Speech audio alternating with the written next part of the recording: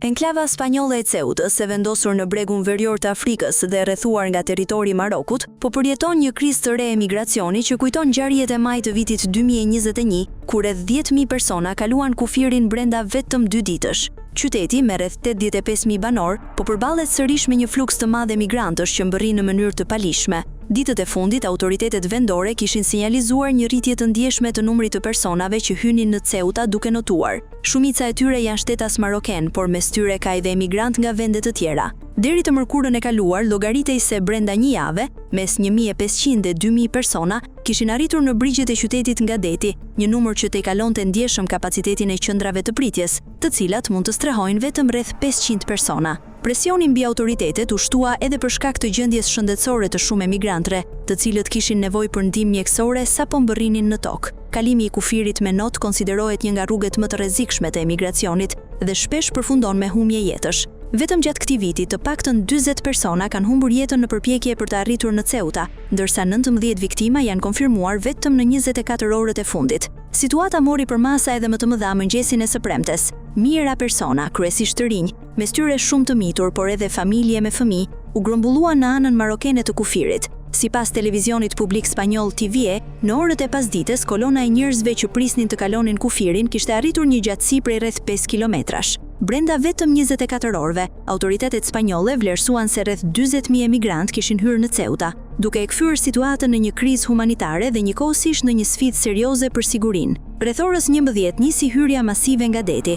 Grupe të mëdha emigrantësh u hodhën në ujë për të kaluar me not skelën që ndan territorin maroken nga ai spanjoll. Kufiri në këtë zonë përbëhet nga një gardh metalik që zgjatet vetëm disa metra në det, çka u ka mundësuar shumë personave të anashkalojnë. Ndërsa numri i emigrantëve vijonte të shtohej, shumë prej tyre nisën ta kalonin kufirin edhe nga toka. Ata ecnin përgjatë skelës nga ana marokene, kalonin përtej gardhit në fund të saj dhe më pas hynin në territorin spanjoll duke ndjekur drejtimin e kundërt. Sapo dilnin në breg, emigrantët linin pasje lekët e shpëtimit dhe pajisjet e notit. Shumë prej tyre ishin zbathur, ndërsa disa kishin veshur kostume neopreni për të përpalluar kalimin në ujë. Veprimi i parë që bënin ishte të kontrollonin nëse telefonat celular të mbrojtur nga uji me mjete të improvisuara vazhdonin të funksiononin. Më pas largoheshin me shpejtësi drejt qendrës së qytetit. Në shumë raste u regjistruan edhe skena festimesh. Disa emigrantë ngrinin 2 gjishta në shenjë fitoreje, të tjerë brohorisnin rroft Spanja. Kishte edhe persona që gjynjëzoheshin për të puthur tokën sapo mbërrinin, ndërsa të tjerë kërkonin menjëherë ndihmë mjekësore për plagët dhe dëmtimet e marra gjatë kalimit mes shkëmbinjve.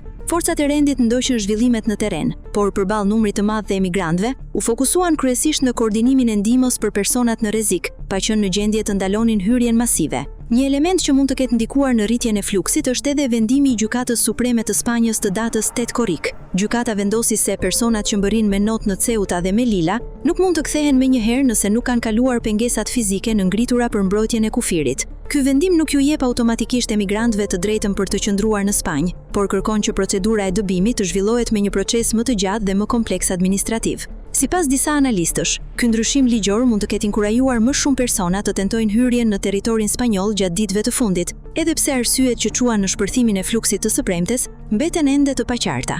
Kryetari i Bashkisë së Ceutës, Juan Jesus Vivas, i ka kërkuar qeverisë spanjolle të shpallë gjendjen e emergjencës kombëtare për të përballuar situatën. Megjithatë, qeveria ka bërë të ditur se presioni migrator në këtë fazë nuk përbën bazën e mjaftueshme për marrjen e një vendimi të tillë. Nga ana tjetër, kryeministri Sanchez ka urdhëruar angazhimin e ushtrisë për të garantuar sigurinë në qytet. Shqetësimi i autoriteteve lidhet me praninë e mijëra emigrantëve që enden nëpër qytet pa një vend strehimi. Sipas gazetës El Mundo, numri i të rinjve që ndodhen në rrugët e qytetit arrin në rreth 20.000. Zhvillimet janë ndezur edhe për plasjen politike në Spanjë. Opozita ka akuzuar qeverinë se nuk po arrin të kontrollojë kufijt dhe të menaxhojë krizën e emigracionit. Ndërkohë, lideri i partisë së ekstremit të djagtë Vox, Santiago Abascal, e ka cilësuar situatën si një pushtim. Kriza ka zgjerë reagime edhe jashtë Spanjës. Qeveria italiane ka përmendur mundësinë e mbylljes së hapësirës Schengen me Spanjë, një deklaratë që ka pasur jehonë të gjerë në mediat spanjolle. Pas kësaj, ministri i jashtëm i Spanjës, José Manuel Albares, thirrri ambasadorin italian në Madrid për sqarime.